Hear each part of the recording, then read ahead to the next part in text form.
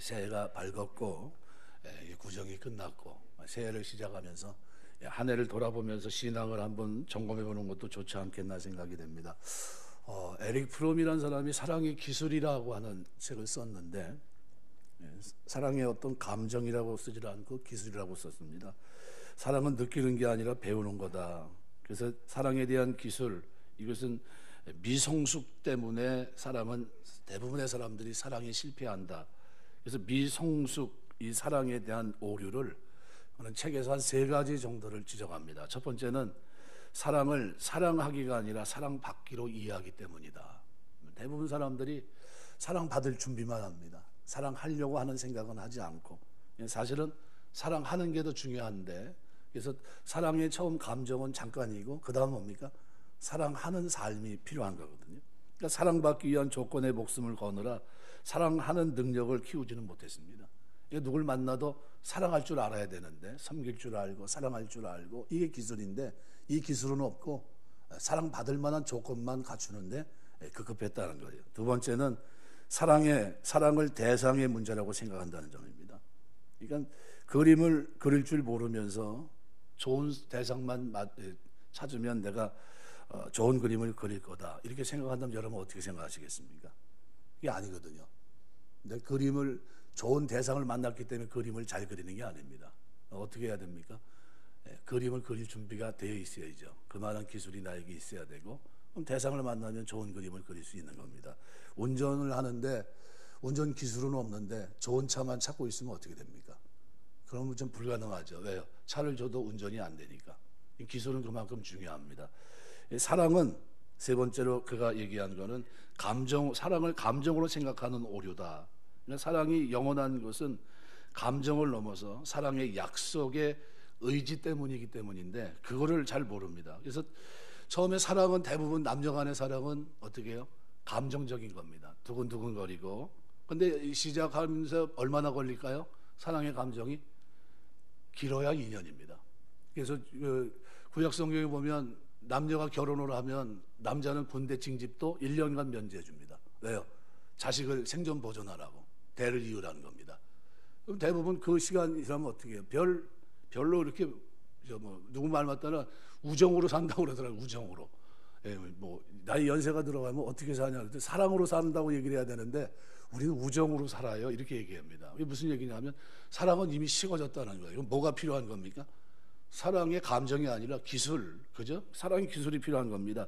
그건 뭐예요? 사람 얼굴만 봐도 무슨 생각하는지 서로 맞춰가는 거거든요. 저분이 뭘 생각하는지. 그래서 여러분이 화성에서 온 금성에서 온 남자 여자 이 책이 있지 않습니까? 그 책을 통해서 서로 상반돼요. 서로 모릅니다. 하지만 어떻게 해요? 사랑이라고 하는 것은 모르지만 책임 있는 사랑의 의지, 이걸 통해서 성숙한 사랑으로 발전시켜 나간다는 거죠. 그러니까 사랑은 단거리 100m 뛰는 게 아니라 사랑은 마라톤입니다. 끊임없이. 근데 하나님의 사랑이 우리에게 뭘까요? 마라톤이에요. 하나님 우리를 처음 사랑하고 시작한 그 사랑이 한번 단회적인 사랑으로 끝난 것이 아니라 섭리하시고 지금도 인도하시고 함께하시고 하나님 앞에 서는 그 순간까지, 죽음 넘어서까지 하나님 앞에 설 수 있도록 하나님은 우리를 인도하십니다. 그러니까 한평생이에요. 그러니까 한평생 우리가 사랑하며 섬기는 겁니다. 그래서 진짜 사랑은 평생 희생하고 섬기는 게 사랑입니다. 그래서 이 에릭 프롬의 이 사랑의 기술이라는 책은 좀 의미가 있다 생각이 됩니다. 생텍쥐페리라는 사람이 어린 왕자라는 책을 썼는데 거기에 보면 이 대목이 나옵니다. 뭐가 나오냐면 지구에 온 어린 왕자가 수천 송이 장미를 보면서 실망합니다. 왜냐하면 이 장미가 자기가 사는 별에만 있는 줄 알았거든요. 별에 두고 온 장미만이 전부인 줄 알았는데 이렇게 와보니까 어마어마하게 많은 장미가 있는 겁니다. 그래서 멘붕이 왔어요. 그때 그 모습을 보고 있던 현명한 여우가 이렇게 대답을 해줍니다. 너의 장미꽃을 그토록 네가 소중히 여기는 건 그 꽃을 위해 내가 소비한 그 시간이 너에게 중요하기 때문이다. 그 얘기를 해줍니다. 아, 그렇구나. 그래서 장미에 대한 수고, 그죠? 장미에 물을 주고 가꾸고 돌보고 했던 그게 굉장히 중요하다는 거죠. 세상에 수많은 장미가 있지만 마음, 시간, 땀, 그다음에 눈물을 쏟은 장미가 가장 소중하다는 거예요. 사랑은 감정에서 시작하지만 그것이 시작이지만 그것을 넘어선 사랑의 의지, 이것이 더 중요합니다. 예수님의 사랑을 우리는 뭐로 표현할 수 있을까요? 십자가의 사랑은 그 사랑입니다. 사랑의 기술이에요. 그냥 감정으로 내가 너를 사랑한다라는 감정은 이거 와닿지가 않아요. 잠깐입니다. 그런데 그 기술은 뭐예요?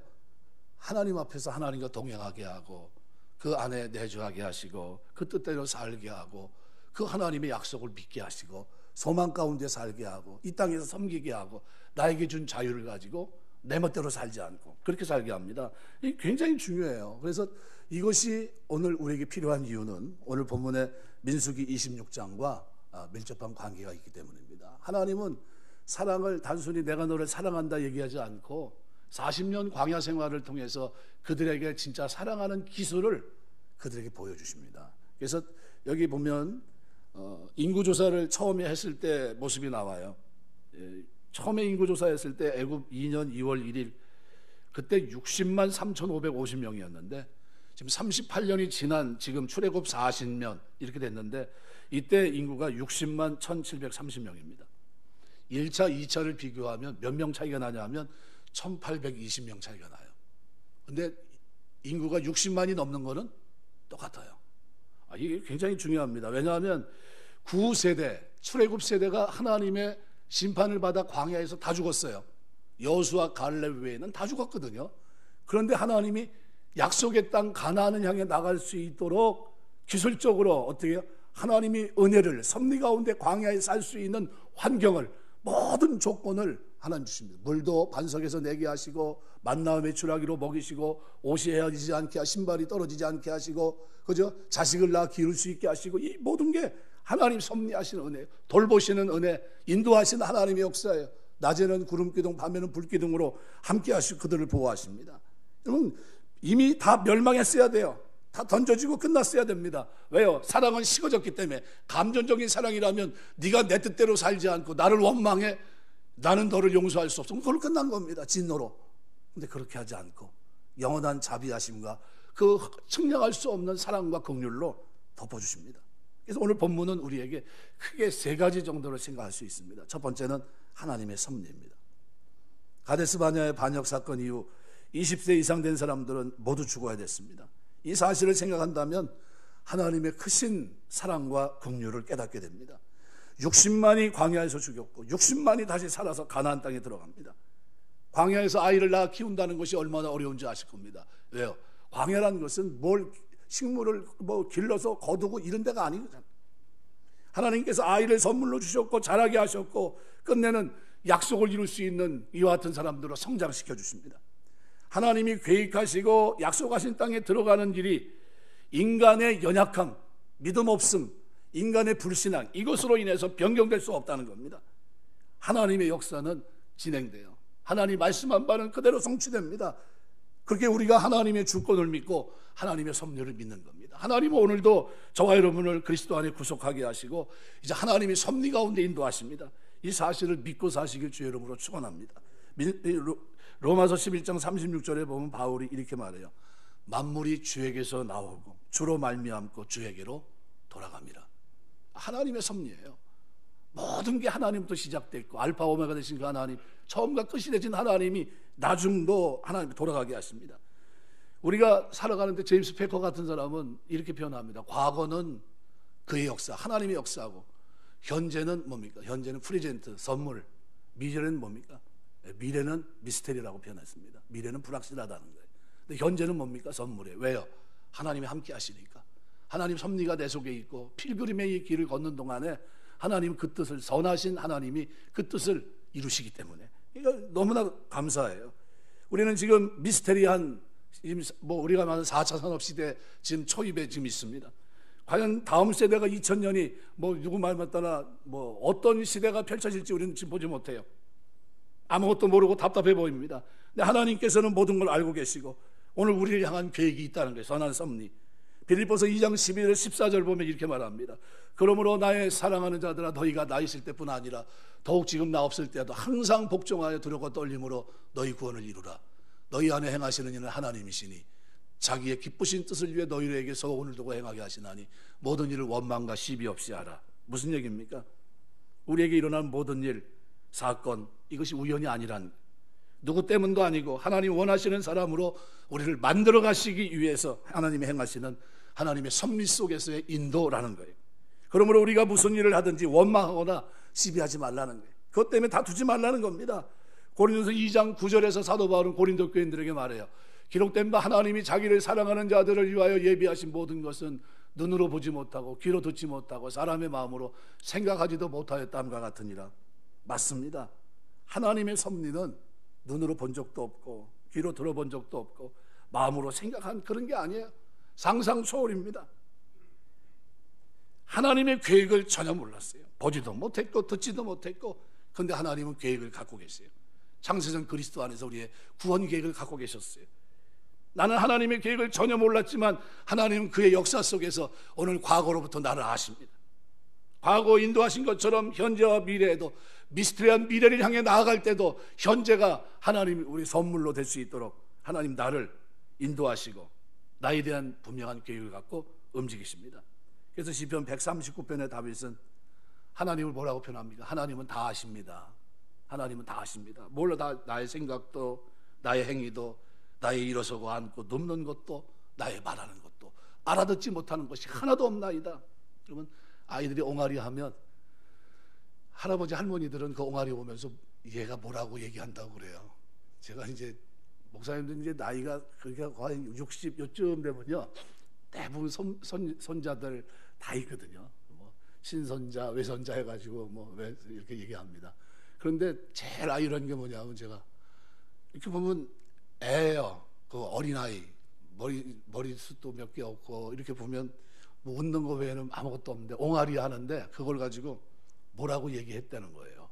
와서 보면서 설명을 해주는데 아니 난 듣고 싶지도 않은데 와보라는 거예요. 자기가 설명해 줄 테니까. 아, 뭘 설명을 해요. 내가 아무리 봐도 모르겠는데 이렇게 얘기했다는 거예요 지금.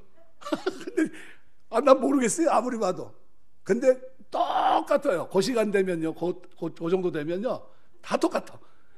그래서 사람이 다 미치더라고요 이렇게. 그래서 또 미쳤구나 저분도. 저도 그렇게 될까 봐서 저도 이제 걱정은 하긴 하는데 저도 똑같을 것 같아요 사실은. 그 사진을 보면서 요게 뭐라고 아빠라고 부른 거라고. 근데 내가 볼 때는 껌뻑거린 것 같은데 그게 아빠라는 거예요. 참 내가 하나님이 우리가 움직이는데 다 아신다는 거예요. 옹알이 하는 것 같은데도 알아듣신다는 거예요. 다윗이 뭐라고 하냐면 내 모든 걸 다 아신다는 거예요. 도망가는 것도 알고 어떤 상황이 있는지도 알고 내가 지금 뭘 원하는지도 알고 마음을 감찰하시고 아셨나이다. 하나하나 켜켜이 내 속에 감춰져 있는 생각까지도 하나님이 다 들어보시고 아셨다는 거예요. 나를 모르는 게 아니라는 거예요. 그러니까 나중에 압살롬 아들이 반란 일으켜서 도망가는데 여러분 가만히 보세요. 시므이가 돌을 던지고 막 왕에게 저주를 하고 난리가 났어요. 그 피를 흘리더니 그 피가 너한테 돌아가는구나. 요압이 듣기 싫으니까 어떻게 가서 내가 죽이겠습니다. 아니다 내밀어둬라. 하나님이 저를 통해서 나에게 하는 말씀이다. 듣고 있어요. 하나님 섭리 가운데 인도하시는 거다. 그냥 묵묵히 받아들여요. 나중에 어떻게 됩니까? 돌아가잖아요. 욥이 고난 중에 있는데 욥이 뭐라고 표현합니까?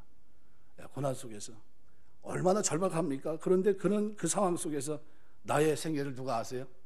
그가 아시나니 그가 나를 단련하신 후에는 내가 정금보다 정금같이 귀하게 나갈 것이다. 이렇게 얘기합니다. 하나님 나를 아신다는 거예요. 지금 내가 어떤 상황인지 어떻게 살아왔는지 아시고 내가 어떤 고통을 안고 있는지도 아시고 내가 인내하고 있는 것도 아신다는 거예요. 근데 그 하나님 아시는 그분이 나를 어떻게 해요? 나를 단련하신 후에는 내가 정금보다 귀한 믿음의 사람으로 하나님 앞에 나가게 될 거다. 이 얘기를 하고 있어요. 깜짝 놀랄 일입니다. 뭐예요? 섭리하시는 하나님을 얘기하고 있어요. 섭리하시는 하나님. 여러분 살아가는 동안 섭리하신 하나님 믿게 되시길 주의 이름으로 축원합니다. 그 많은 사람 가운데 여러분 예수 믿은 거 하나님 은혜예요. 너무나 큰 은혜입니다. 여러분 창세기 48장에 보시면 요셉이 이제 야곱이 이제 축복하는 장면에서 깜짝 놀래요. 왜요? 축복할 때 보통 장자에게 오른손을 차자에게 왼손을 올리는 게 맞는데 어긋맞춥니다. 그래서 창세기 48장 18절 19절에 보면 그의 아버지에게 이르되 아버지 그리 마옵소서 이는 장자니 오른손을 그의 머리에 얹으소서 하였으나 뭐라고 얘기하면 아버지가 허락하지 아니하며 이르되 나도 안다 내 아들아 나도 안다. 그도 한 족속이 되며 그도 크게 되려니와 그의 아우가 그보다 큰 자가 되고 그의 자손이 여러 민족을 이루리라. 이게 뭡니까? 섭리입니다. 하나님이 가인보다 아벨을 택하셨고요 르우벤보다 유다와 요셉을 택합니다. 여러분 장자가 있고 차자가 있는데도 어떻게 해요? 전혀 상관없는 넷째 요셉은 뭡니까? 말째 아닙니까? 거의 그 정도로 이게 순서가 완전히 뒤바뀌었어요. 근데 그를 살아갔습니다. 여러분 모세를 하나님 부르셨는데 아론은요 입술에 둔한 사람이 아니에요. 말은 아주 더 능순합니다. 여러분 만일 그걸 필요하다면 아론을 세워서 데려가면 될 거 아니에요. 그런데 하나님은 아론을 선택하지 않고 모세를 선택합니다. 이게 섭리입니다. 다윗을 선택했는데 그 형제가 8형제예요. 다 똑똑한 사람들, 훌륭한 사람들은 다 어디 집에서 아버지 주변에 있었어요. 그 말째는 뭐하고 있습니까? 목동으로 있었습니다. 양을 지키는 자예요. 그 천덕꾸리처럼 그냥 던져져 있었습니다. 그런데 하나님이 다윗을 선택합니다. 솔로몬을 선택합니다. 형제들이 없어서요. 압살롬 같은 형은요 지금도 유럽에서 뭐라고 얘기합니까? 훌륭하고 멋있는 신사, 진짜 멋있게 잘 사는 사람 뭐라고 표현합니까? 압살롬이라고 합니다. 그럼 압살롬이 그 머리까지 어떻게 해요? 기가 막힌 사람이란 거예요, 말 그대로. 근데 그런 사람 다 제껴놓고 누굴 택하신 겁니까? 솔로몬. 이걸 우리는 뭐라고 표현하면 섭리라고 표현합니다. 섭리. 그래서 야고보서 5장 7절에서 야고보는 이렇게 표현해요. 농부가 땅에서 나는 귀한 열매 바라고 길이 참아 이른 비와 늦은 비를 기다리는 것처럼 섭리는 뭡니까? 하나님 앞에 맡기고 우리가 거는 현재가 여러분 축복인 줄 알고 누가 인도하십니까? 섭리 가운데 하나님 인도하신다는 사실을 믿고 날마다 힘있게 사시길 주의 이름으로 축원합니다. 그래서 전도서 3장 11절에 보면 이렇게 말해요. 하나님 모든 것을 지으시되 때를 따라 아름답게 하셨고 사람에게 영혼을 사랑하는 마음을 주셨느니라. 그러나 하나님이 하시는 일의 시정을 사람으로 측량할 수 없게 하셨느니라. 우린 몰라요. 잘 모릅니다. 근데 한 가지 아는 것은 나를 향한 하나님의 섭리, 그분이 행하시는 모든 것은 사랑이고, 그죠? 그분이 행하시는 모든 것은 선이라는 겁니다. 이거를 우리가 굳게 믿어야 돼요. 하나님은 선하신 분, 하나님은 나에게 사랑을 어떻게 해요? 실천하시는 분, 약속을 이루시기 위해서 나를 끝없이 사랑하시는 분이에요. 여러분 이 사실을 믿고 신앙생활 하시길 주의 이름으로 축원합니다. 두 번째는 하나님의 축복을 여러분 믿으셔야 됩니다. 어떤 분이 교회 가면 밥 줘 이렇게 얘기합니다. 밥만 주는 게 아닙니다. 저도 이게 코로나 사태가 없으면 우리 밥만 주는 데가 아니에요. 영적인 양식도 주고요. 하나님 축복이란 축복은 다 줍니다. 5절에서 51절까지 보면 하나님 명령을 따라 레위 지파를 제외한 이제 거의 11지파 이제 쭉 인구 조사를 하는데요. 7지파는 구약에서는 인구가 뭡니까? 인구가 많으면 복을 받은 거로 얘기합니다. 인구가 적으면 하나님 축복이 없는 거로 생각을 했습니다. 그런데 유다, 이사갈, 스불론, 므낫세, 베냐민, 단, 아셀 지파는 수가 증가되고 루벤, 시므온, 갓, 에브라임, 납달리 지파는 인구가 감소됐습니다. 유다 지파는 1차, 2차 조사 결과 모두 7만 명이 넘는 최고의 숫자를 기록합니다. 반면에 시므온 지파는 1차에서 5만 9,300명, 근데 2차에서는 2만 2천 명으로 3만 7,100명이 줄었어요. 유다 지파는 늘었는데 시므온 지파는 어떻게 해요? 자손이 팍 줄어버립니다. 왜 그랬을까요? 험하고 거친 광야에서 유다 지파가 복을 받은 것은 누구 때문이냐 하면 유다가 살아갔던 삶 때문입니다. 이건 조상 때문이에요. 유다는 찬양이란 뜻입니다. 성경에서 처음으로 찬양이란 말이 사용된 것이 유다의 탄생과 관련이 있습니다. 유다를 낳은 레아는 내가 하나님을 찬양합니다 하면서 아들 이름을 찬양이라고 의미 있는 유다로 불렀습니다. 유다는 하나님을 찬양하면서 자랐기 때문에 그런지 형제 중에서 유독이 사랑이 많아요. 착합니다. 넷째였지만 그의 사랑의 모습은 역력히 드러납니다. 형제들이 요셉을 죽이려고 합니다. 시기하면서 채색옷을 입고 아버지 사랑을 받는 요셉을 죽이려고 할 때 그때 어떻게 해요? 유다가 났습니다. 우리가 우리 동생을 죽이고 그의 피를 은닉한들 무엇이 유익하겠느냐 하면서 어떻게 해요? 유다가 죽일 것을 만류합니다. 구덩이에 던지게 하고 결국은 노예로 팔리죠. 유다 때문에 요셉이 살았습니다. 야곱이 나중에 유다를 축복하게 되는데 창세기 49장 9절 10절에 보시면요 이렇게 얘기해요. 유다는 사자 새끼로다. 내 아들아 너는 움킨 것을 찢고 올라갔도다. 그가 엎드리고 웅크림이 숫사자 같고 암사자 같으니 누가 그를 범할 수 있으랴. 이 규가 유다를 떠나지 아니하며 통치자의 지팡이가 그 발 사이에서 떠나지 아니하기를 실로가 오시기까지 이르니 그에게 모든 백성이 복종하리로다. 여러분 굉장히 좋은 축복의 말을 합니다. 유다 지파가 광야 여정에서 어떤 일을 했냐 하면 항상 맨 앞에 십자가 지고 가는 역할을 합니다. 맨 앞에 어려운 장면에서 항상 누가 맨 앞에 서 있어요?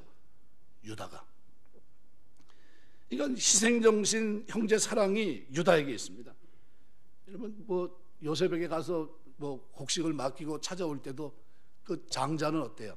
처음에만 떠벌렸지 나중에 갈 때는 뭐 전혀 나타나지도 않거든요. 그런데 유다는 어떻게 합니까? 유다는 항상 뛰어요. 항상 자기가 목숨을 담보합니다. 그러니까 훗날 가나안 땅을 분비하고 이제 정착한 후에 전쟁이 있게 되는데 그때는 모세도 없고 여호수아도 없었어요. 백성들은 누가 전쟁에 앞장서야 되는지 문제를 놓고 서로 미루다가 하나님께 기도로 물어봅니다. 하나님의 대답은 뭐예요? 유다 지파를 앞세우라는 겁니다. 훗날 국가의 명칭도 유다라고 했고 놀랍게도 다윗왕, 그죠? 비롯해서 우리 주님이 유다 지파에서 탄생합니다. 여러분 모세가 각 지파를 축복하는데 그 가운데 유다에게는 이렇게 얘기해요. 여호와여 유다의 음성을 들으시고 그 백성에게로 인도하시고 그 손으로 자기를 위해 싸우게 하시고 주께서 도우사 그로 대적을 치게 하시기를 원하노라. 이게 보통 축복이 아닙니다. 유다는 누구에게 복을 받습니까? 예, 자기 아버지에게도 복을 받고, 그죠? 세운 지도자에게도 복을 받아요. 그러니까 나중에 이 축복이 그 후손들에게 어떻게 해요? 영향을 미칩니다. 반면에 시므온은 야곱의 둘째 아들인데 난폭한 기질, 잔인한 성품이 있었습니다. 요셉을 아주 심히 미워했고, 그리고 또 세겜성에서는 여동생 디나가 세겜성 성주 아들, 그죠? 강간을 당하고, 그런 중에 거짓 맹약을 합니다. 그리고 이제 할례를 받게 해놓고선 다 어떻게 해요? 세겜성 사람들을 잔인하게 칼로 도려해요. 피해 보복을 합니다. 아버지 야곱이 세겜성에 있다가 어떻게 해요? 도망갈 수밖에 없게 만들어봐요. 하나님이 함께 했으니까 살았지, 안 그랬으면요 이 집안은 거기서 끝날 뻔했습니다. 큰일 날 뻔했어요. 훗날 야곱이 아들들을 축복할 때 시므온에게는 저주를 합니다. 그래서 창세기 49장 7절에 보시면요 이렇게 표현합니다. 그 노여움이 혹독하니 저주를 받을 것이요 분기가 맹렬하니 저주를 받을 것이라. 내가 그들을 야곱 중에서 나누며 이스라엘 중에서 흩으리로다. 결국 좋은 얘기입니까? 나쁜 얘기입니까? 말 그대로 나쁜 얘기예요. 민수기 25장 행음 사건이 기록이 되어 있는데 시므온의 종족 중에서 족장인 시므리가 행음함으로 죽임을 당합니다. 훗날 모세가 축복할 때 시므온에 대해서는 축복하지 않습니다. 이거 땅을 기업으로 얻지 못하고 유다의 땅 한 모퉁이를 얻어서 살게 돼요. 누가요? 시므온이, 이 지파가. 누구하고 연관되어 있습니까? 부모 신앙이. 이게 뭐와 관계되어 있다는 겁니까? 여러분이 하나님 섬기면서 하는 동안에 하나님 앞에 헌신하고 충성하고 섬기고 살아간 게 그걸로 끝날까요? 나는 나고 자녀는 자식이고 아무 상관없이 그냥 아무 관계가 없을까요? 천만에요. 연관성이 있다는 겁니다. 연대의식을 가져야 된다는 거예요. 부모의 신앙과 인격이 자손에게 절대적으로 영향을 줍니다. 우리 후손의 삶이 나의 삶에 의해서 결정되어진다. 이거는 아주 깊이 있는 책임의식과 연대의식을 가져야 돼요. 내가 똑바로 살아야 되겠다. 나의 신앙과 행동이 후손에게 복된 삶을 결정해주고 우리의 영적 투자가 훗날 우리 자손의 번성의 미끄럼이 되는 거예요. 여러분이 수고한 거 그냥 묻어지지 않습니다. 하나님이 아세요. 어떤 역경 시련이 있어도 하나님의 뜻에 합당하게 사시는 여러분 되시길 주의 이름으로 축원합니다. 눈물의 기도는 이 씨앗은, 그죠? 모니카의 기도는 어거스틴을 변화시켰어요. 헌신의 씨앗, 봉사의 씨앗, 섬김의 씨앗들, 이 뿌리면 씨가 반드시 열매를 거두게 되는 겁니다. 후손에게 활짝 꽃피고 열매 있는 삶을 살아가야 돼요. 유다 자손의 축복은 아버지도 축복하고 모세도 축복합니다. 그런데 시므온 자손의 불행은 아버지도 축복하지 않고 오히려 저주했고, 그 다음에 어떻게 해요? 모세도 아무 말 하지 않아요. 주의 종들이 축복하는 것이 굉장히 중요해요. 여러분 가정에서 여러분 부모님들이 여러분 자녀를 축복하게 되시길 주의 이름으로 축원합니다. 지금은 뭐 한 20년 전에 나온 책들 가운데 이런 책이 있어요. 하루에 한 번씩 자녀를 축복하라. 그거는 타이틀 자체가, 그 내용은 그냥 그런데 타이틀 자체가 너무 좋은 거예요. 잊어먹지도 않아요. 하루에 한 번씩 자녀를 축복하시길 주의 이름으로 축원합니다. 그렇게 축복하라 그러는데도요, 안 해요. 축원 안 합니다. 자녀들이 잘 되기를 원하면서도 입으로는 꼼짝 안 해요. 무슨 놈의 한국 사람들의 특징, 이상한 특징을 갖고 있어요. 여러분 입으로 자녀들에게 축복하시길 주의 이름으로 축원합니다. 심은 대로 거두는 거예요. 하나님 자꾸 심어야 됩니다. 근데 여기 또 하나의 교훈이 있는데 뭐냐면요, 민수기 2장에 보면요, 광야 행진을 하게 되는데 세 지파씩 동서남북으로 딱 나눠서 움직입니다. 그런데 유다 지파가 이끄는 이사갈 스불론 지파는 인구가 다 증가했어요. 그런데 시므온 지파가 이끌었던 루벤 갓 지파는 인구가 다 줄었어요. 무슨 얘기입니까? 누구하고 같이 생활하고 누구하고 같이 움직이느냐가 중요해요. 어떤 사람이 중요합니까? 하나님 앞에 헌신된 사람, 하나님 앞에서 희생하려고 하는 사람, 이런 사람과 자꾸 움직이다 보면 어떻게 해요? 나도 모르게 곁다리 붙어서 복을 받아요. 내 자석도, 내 후손도, 내 하는 일도 복을 받아요. 그런데 이상하게 어떻게 해요? 저주스러운 일을 하는 그 사람, 저주받을지어다 하는 사람하고 자꾸 어울리면 어떻게 돼요? 신앙도 마이너스, 하나님 경외하는 것도 잘못되고 불의한 삶 가운데 거하게 되고, 그럼 어떻게 돼요? 하나님의 축복으로부터 자꾸 밀어져요. 뒤로 자꾸 후퇴합니다. 점점 뒤로 가요. 후퇴합니다. 여러분 신앙이 유다 같은 신앙 되어서 여러분 자자손손 하나님 앞에 쓰임받는 귀한 축복이 있게 되시길 주의 이름으로 축원합니다. 여러분, 우리가 신앙생활하면서 진짜 중요한 거는 오늘 본문을 보시면요, 5절에서 51절에 보면 또 하나의 사건을 속에 끼워놓고 있어요.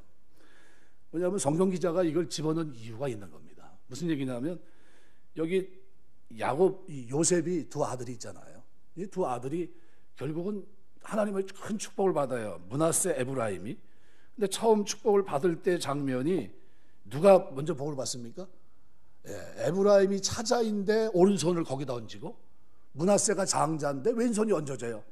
그래서 요셉이 말립니다. 아버지, 그게 아니지 않습니까? 오른손을 누구한테 올려? 므낫세에 올려야 되는 거 아닙니까? 나도 안다. 그러면서 어떻게 해요? 하나님의 섭리 가운데 그들을 축복합니다. 그런데요, 이 에브라임이 내가 이런 사람이다, 내가 하나님의 축복을 받은 사람이다, 이게 좀 자만심이 좀 나있어요. 12지파 가운데 뭐 할 때마다 에브라임이 사사기서를 보면요, 이게 아주 좀 뭐랄까 좀 교만하다고 표현할까요? 아주 사람들, 그 형제들 속에서도, 지파들 속에서도 잘난 체 합니다. 잘난 채. 그래가지고 이래저래 다툼의 원인이 되고 그냥 형제들끼리 얼굴 붉히는데 그 가장 이유를 보면 누구 때문에?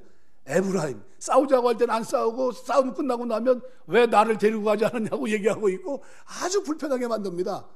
그런데 1차 조세 처음에 축복했을 때는 누가 많아요? 차자인 에브라임이 숫자가 많았는데 나중에 2차 26장에서 인구조사할 때는 장자가 더 많아요. 므낫세가. 이 뭐냐 하면 겸손히 섬기면 하나님이 그 당대를 어떻게 해요? 복 주신다는 거예요. 여러분 살아가는 동안 겸손하시길 주의 이름으로 축원합니다. 여러분 겸손하라 그랬더니 나는 태생적으로 겸손하지를 못해요. 태생적으로 겸손한 사람이 누가 있습니까? 이 땅에 오신 예수님을 본받아야 살아야죠. 예수님은 말 그대로 휴밀리티, 겸손이라는 영어 단어는요, 영어 라틴어 휴무스라는 HUMUS, 휴무스라는 단어에서 왔습니다. 무슨 얘기냐면 흙이란 뜻이에요. 흙. 겸손이란 단어의 어원은 흙이에요. 흙. 그래서 휴먼 비잉 그러면 흙 같은 존재라는 거예요. 우리는 흙 같은 존재입니다. 인간은 휴먼 비잉이에요. 흙 같은 존재예요. 예수님이 세상을 창조하셨어요. 그죠? 뭐로요? 땅의 흙을 빚어 사람을 만드신 분이 하나님이세요. 하나님. 자, 우리가 우리 형상대로 사람을 만들어 보자. 땅의 흙을 빚어서 만든 거예요. 우리 사람 뭡니까? 아담이 뭐예요? 사람은 땅의 붉은 흙이란 뜻이에요. 근데 이 흙을 빚어서 만들었는데 하나님이신 그분이 이 땅에 오실 때 뭐로 오십니까? 흙으로 오세요. 흙으로. 하나님이신 그분이 빌립보서 말씀에 보면 2장에 보면 너희 안에 이 마음을 품으라 곧 그리스도 예수의 마음. 이는 그는 근본 하나님의 본체시나 동등됨을 취할 것을 여기지 아니하시고 오히려 자기를 비워 종의 형상을 가지고 죽기까지 순종하였으니 어디에 십자가에 죽으십니다. 이렇게 표현하고 있거든요. 하나님과 본체, 독생자, 그죠? 누구예요? 하나님이시에요. 하나님이 창조하신 그분이 자기가 만든 인간의 몸을 입고 이 땅에 오신 성육신 하신 겁니다. 말 구유에 태어나셨어요. 그것도 겸손인데 나무에, 심지어 어디까지요? 나무에 달려 죽기까지, 저주받은 자가 죽는 상징인 나무에까지 달려 죽으면서 자기의 겸손, 신의 능력을 나타내지 않고 인간의 낮고 낮은 모습을 보인 겁니다. 우리가 죽어야 되고 가장 죄 지은 사람이 심판받고 죽어야 될 그 나무에 달리는 그 죄를 누가 당하신 겁니까? 하나님이신 그분이 당하셨다는 그걸 겸손으로 표현하고 있어요. 겸손. 너희 안에 이 마음을 품으라는 거예요. 겸손한 마음. 그럼 이 겸손이 뭡니까? 이게 복이에요. 그럼 여러분 우리가 이 땅에 살면서 유다처럼 잘 진짜 하나님의 축복을 받았고 또 물질의 축복도 영적인 복도 받아야 돼요. 금년에 그렇게 되시길 주의 이름으로 축원합니다. 그런데 칼빈은 그래서 하나님 앞에 물질 축복을 받은 사람들을 두 종류로 얘기합니다. 뭐라고 얘기하냐면 거울 앞에 서는 사람, 창문 앞에 서는 사람으로 표현해요. 거울 앞에 서면 누가 보입니까? 자기밖에 안 보여요. 그럼 자기 뭐만 보입니까? 자기 옷, 자기 살아온 삶, 자기가 한 거, 나 위주의 생각, 그죠? 내 힘, 능력, 내 지식, 내 똑똑함, 뭐 이런 거로 모든 게 이루어진 거예요. 썩은 것도 나를 위해서 씁니다. 다른 사람을 돌아보지 않아요. 근데 창문 앞에 서면 뭐가 보여요? 바깥이 보입니다. 바깥에 서면 뭐가 보여요? 하나님의 은혜가 생각이 나고 그 다음에 어떻게 해요? 주변이 생각. 주변이 누굽니까? 나를 도와준 이웃, 함께하는 그들이 생각이 나요. 그래서 하나님 앞에 서는 사람, 거울 앞에 서는 사람과 창문 앞에 서는 사람은 살아가는 스타일이 틀려요. 거울 앞에 서는 사람은 자기 보다가 그냥 끝나지만 창문 앞에 서는 사람은 돌아갑니다. 이웃을 생각하고 환원시켜요. 누가 그러냐면 우리 이제 근세기 우리가 살아가는 중에 강영우 씨라고 아마 미국 백악관 참모, 그죠? 정책 차관보까지 했던 사람입니다. 2012년 2월 소천하셨는데요. 이분이 시각장애인입니다. 어떻게 미국 가게 됐냐? 피츠버그 대학 이제 가게 되는데 우리가 알고 있는 국제 로타리 재단의 장학금을 받고서 가요. 그리고 피츠버그 대학에서도 이제 졸업을 했고 연세대 이제 졸업을 하게 되고 이제 말 그대로 파란만장한 생애, 보란 듯한 생애를 살아갑니다. 그리고 끝날 때는 어떻게 했을까요? 이제 췌장암에 걸려서 수술하면 한 2년 더 산다고 그랬습니다. 근데 그때 이 사람이 메일로 다 보내죠. 자기 지인들한테 지금까지 나와 함께 해주신 거 감사합니다. 내가 일일이 찾아뵙고 인사를 드려야 되지만 그러지 못한 것 널리 양해해 주시기 바랍니다. 하면서 그 마지막 인사를 드리고 가는데 그때 그분이 이제 했던 모든 재산들을 환원시켜요. 연세대 얼마, 로타리 대단에 얼마, 피츠버그 대학에 얼마 이렇게 다 보냅니다. 왜 보냈을까요? 이게 내가 살아오는 동안 내 힘이 아니었고 누구예요? 첫 번째는 하나님의 은혜고 두 번째는 여러분들의 도움이었습니다 라는 거예요. 그걸 그대로 표출해 줍니다. 여러분 살아가는 동안 누가 복을 받아요? 겸손한 자. 겸손한 자는 누구 어디 앞에 서는 사람입니까? 창문 앞에 서는 거예요. 내가 아니다. 나와 함께 하신 하나님의 은혜다 고백하는 사람들이에요. 사도 바울처럼 여러분 고백하셔야 돼요. 하나님, 내가 아닙니다. 하나님 섭리 속에 살아온 것이고 여러 사람들의 도움이 있었기 때문에 오늘 내가 이 자리에 있습니다. 하나님이 축복하신 이 축복이 겸손한 나에게 주어진 이 흘러온 이 복이 다른 사람에게도 복이 되길 원합니다 하면서 싸워야 돼요. 이게 그리스도인입니다. 그래서 인간은 가장 잘된 인생이 뭡니까? 겸손한 인생이에요. 어거스틴이 얘기한 대로 첫째도 겸손이고 둘째도 겸손이고 셋째도 겸손이에요. 예수 믿는 사람들의 그 형상 속에 주님이 얘기한 대로 수고하고 무거운 짐 다 내게로 내가 너희를 쉬게 하리라. 나는 마음이 온유하고 겸손하니 내게로 와서 내 멍에를 메고 내게 배우라. 그리하면 너희 마음이 쉼을 얻으리 그랬어요. 마음의 쉼을 얻으려면 겸손해야 돼요. 나는 흙 같은 존재다. 하나님이 나를 돌아보신 것 자체가 은혜다. 나는 하나님의 섭리 가운데 지금 살고 있고 이건 상상 초월이다. 생각해보지 한 번도 생각해본 적이 없는데 하나님의 생각, 이 사랑의 기술은 대단하다.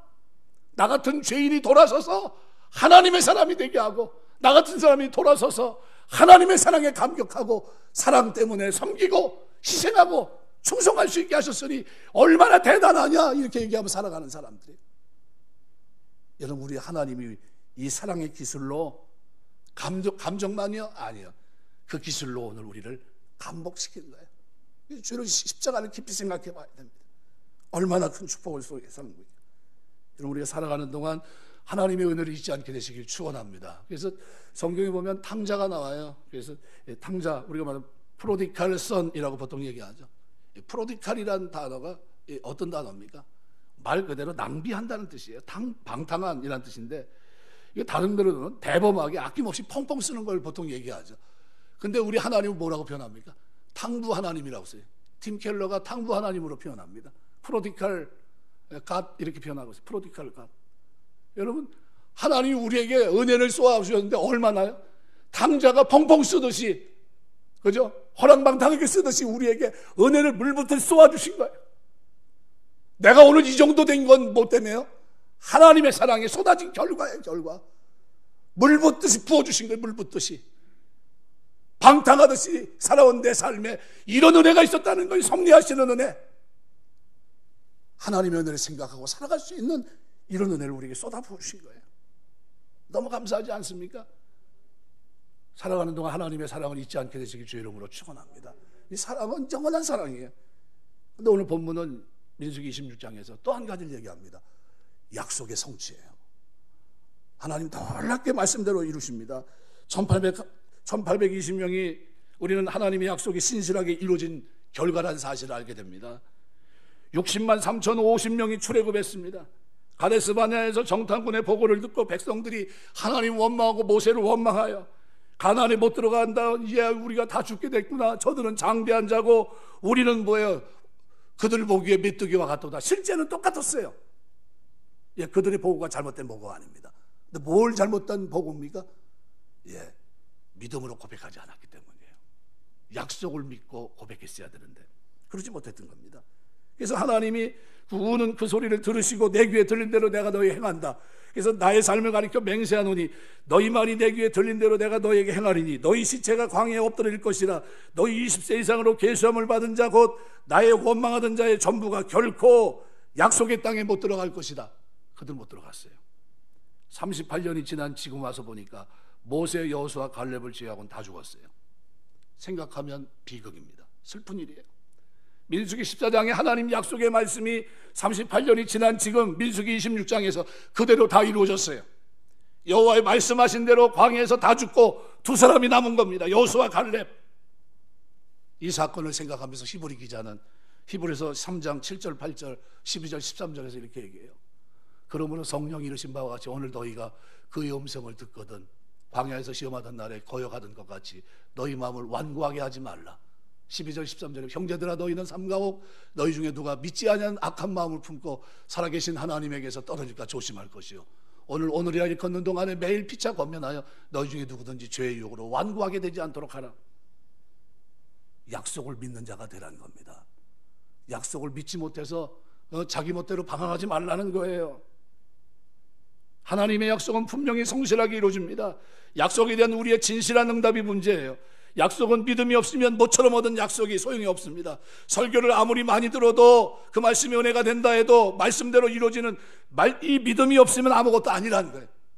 여러분 하나님 말씀을 약속을 믿게 되시길 주의 이름으로 축원합니다. 그래서 민수기 26장에서 하나님의 약속이 38년 지난 지금 이루어졌다는 것을 보고 있는 겁니다.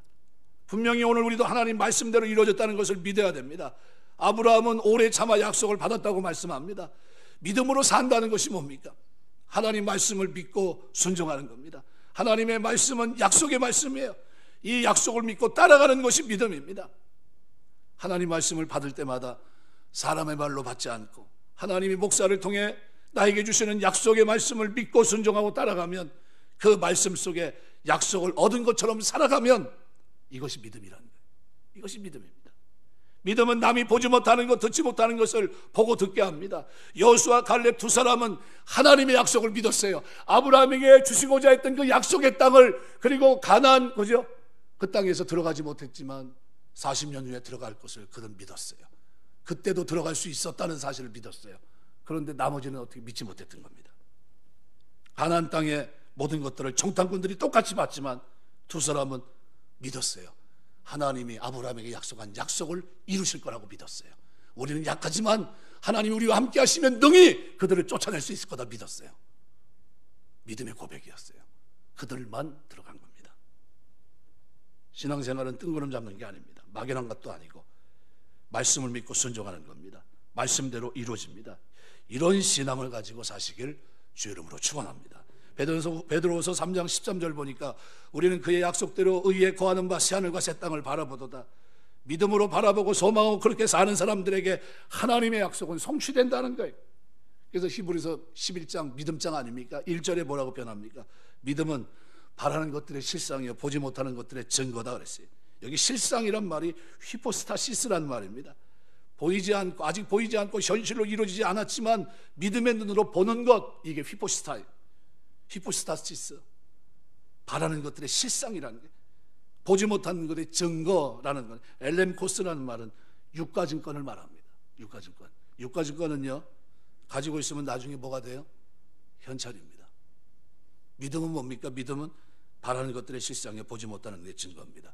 약속을 믿고 가야 된다는 것을 성경은 분명히 강조하고 있습니다. 말씀을 맺겠습니다. 사랑은 감정이 아니에요. 감정은 시작에 불과합니다. 사랑은 어떻게 해요? 기술입니다. 에릭 프롬이 얘기한 대로 사랑은 기술이에요. 우리는 사랑하려는 생각을 하지 않고 받으려고만 초점을 맞추고 있어요. 그렇지 않습니다. 하나님은 사랑의 기술로 오늘 우리를 끼안으셨어요. 말로 표현할 수 없는 엄청난 사랑으로 우리를 붙드십니다. 섭리하시고, 그리고 그 축복 속에 살게 하시고, 말씀의 성취를, 약속을 붙들고 믿음으로 살게 하십니다. 그 사랑이 영원한 것은 그것을 위해 주님이 직접 겸손히 이 땅에 오셔서 우리가 져야 될 십자가를 지셨기 때문이에요. 그리고 우리에게 이렇게 얘기합니다. 내가 너를 사랑한다. 이 사랑은 감정이 아니에요. 이것은 구체적이고 확증한 사랑이고, 원수 되었을 때, 죄인 되었을 때, 경건치 아니할 때 우리를 붙들어 주신 그 사랑은 기술이에요. 엄청난 기술입니다. 항거하지 못하는 기술. 나에게 주어진 자유, 죄로부터의 자유는 내 멋대로 살지 못해요. 왜요? 그 사랑이 너무나 크고 너무나 확실하기 때문에 이 사랑의 기술 앞에, 주님 앞에, 주님 사랑합니다 고백하는 거예요. 그냥 고백이 되는 게 아닙니다. 나같이 아무것도 아닌 흙 같은 존재가, 나를 건지게 흙으로 오신 주님이 나를 붙드시고, 내가 담당해야 될 십자가에 달리시고 나를 하나님의 자녀로 삼아주신 엄청난 사실 앞에 내가 녹아지는 겁니다. 달라지고 변화되고, 그리고 뭐라고 얘기합니까? 하나님이 저에게 영원한 축복입니다 고백하는 거예요. 오늘 본문의 민수기 26장에 이 속에 하나님은 자신의 사랑을 그대로 드러내고 있어요. 내가 너를 사랑한단다. 약속을 이루기까지 믿는 그들을 통해 약속을 이루마, 이 얘기입니다. 끝까지 이루신 연약한 그들을 버리지 않고 폐기시켜버리지 않고 오히려 그 후대를 통해서 가나안 정복을 향해 나아가게 하시는 하나님의 놀라운 사랑, 이 기술의 능력을 우리가 보게 돼요. 그 사랑의 기술로 오늘 저와 여러분을 붙들고 있는 줄 믿습니다. 여러분이 살아가는 동안 약속의 말씀을 붙들고 고백하시길 주의 이름으로 축원합니다. 하나님이 나를 붙드는 한, 그 사랑이 있는 한 나는 약속을 결코 폐기하지 않을 것이다. 나는 이 약속을 붙잡고 믿음으로 살 것이다. 끝까지 인내할 것이다. 이 믿음이 여러분에게 있다면 주님은 천국에서 오늘 저와 여러분을 맞이할 줄 믿습니다. 그 축복이 금년안에 신앙생활하는 여러분들의 삶 속에 현재가 여러분의 축복이 되고, 미스테리한 미래가 하나님의 은혜 속에, 섭리 속에 인도하시는 놀라운 열매로 맺게 되시길 주의 이름으로 축원합니다. 기도하겠습니다.